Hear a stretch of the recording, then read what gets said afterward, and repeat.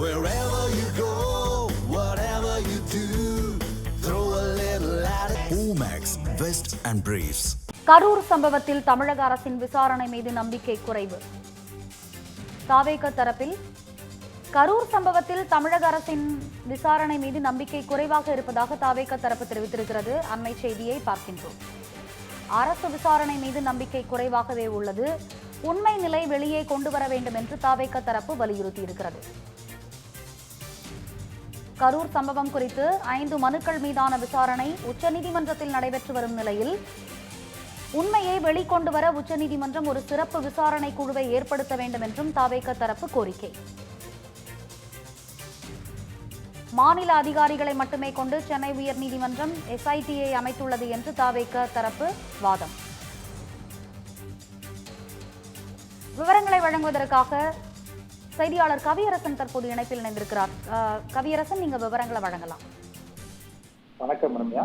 சற்று நேரத்துக்கு முன்பாக கரூர் விவகாரம் தொடர்பாக 5 வழக்குகள்ல உச்சநீதிமன்றம் எழுப்பிய கேள்விகளை பார்த்தோம். அதனைத் தொடர்ந்து தாவேகா தரப்பு சில முக்கியமான வாதங்களை முன்வைத்திருக்கிறாங்க. என்ன சொல்றாங்க அப்படின்னா, இந்த கரூர்ல 41 பேர் உயிரிழந்த விவகாரத்தை விசாரிக்கிறதுக்காக தமிழ்நாடு காவல்துறை அதிகாரிகள் நியமிக்கப்பட்டிருக்காங்க. சிறப்பு புலனாய்வு குழுவும் அமைக்கப்பட்டிருக்கிறது. ஆனா அந்த குழு மேலையும் அவங்க நடத்தக்கூடிய விசாரணை மேலையும் எங்களுக்கு நம்பிக்கை இல்லை. இந்த விவகாரத்துல உண்மை வெளியில வரணும். அதற்காக உச்சநீதிமன்றம் ஒரு சிறப்பு விசாரணை குழுவை ஏற்படுத்தணும் அப்படின்னு கேட்கிறாங்க. அதுக்கு அவங்க சொல்லக்கூடிய இன்னொரு காரணம், அரசு வழக்கறிஞர்கள் நீதிமன்றத்துல ஒரு தரப்பா பாதிச்சாங்க. அதன் பின்பாக அரசு ஒரு விசாரணை குழுவை நியமிப்பது உண்மையை வெளிக்கொண்டு வராது அப்படின்னு சொல்றாங்க. உண்மை நிலைய வெளியில கொண்டு வர்றதுக்கு கண்டிப்பாக ஒரு நல்ல விசாரணை நடைபெறணும். அந்த விசாரணை உச்சநீதிமன்றம் அமைக்கக்கூடிய சிறப்பு விசாரணை குழு மூலமா தான் நடத்தப்பட வேண்டும். அதுதான் எங்களுடைய கோரிக்கை அப்படின்னு கேட்கிறாங்க.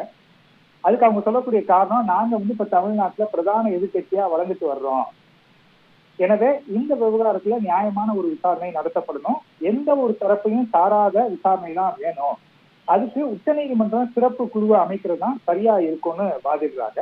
உடனே நீதிபதிகள் பிரச்சாரம் தொடர்பாக வழிகாட்டு நெறிமுறைகளை வகிக்க வேண்டும்னு ஏதாவது வழக்குகள் நிலுவையில இருக்கா அப்படின்னு கேட்கிறாங்க.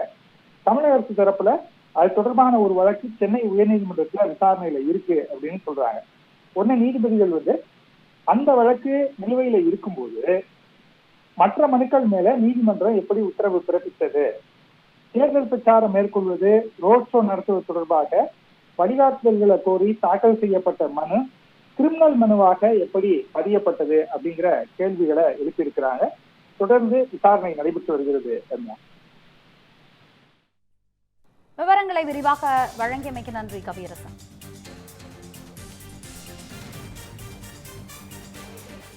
Wherever you go, whatever you do, throw a little at it. Omax, Vest and Briefs.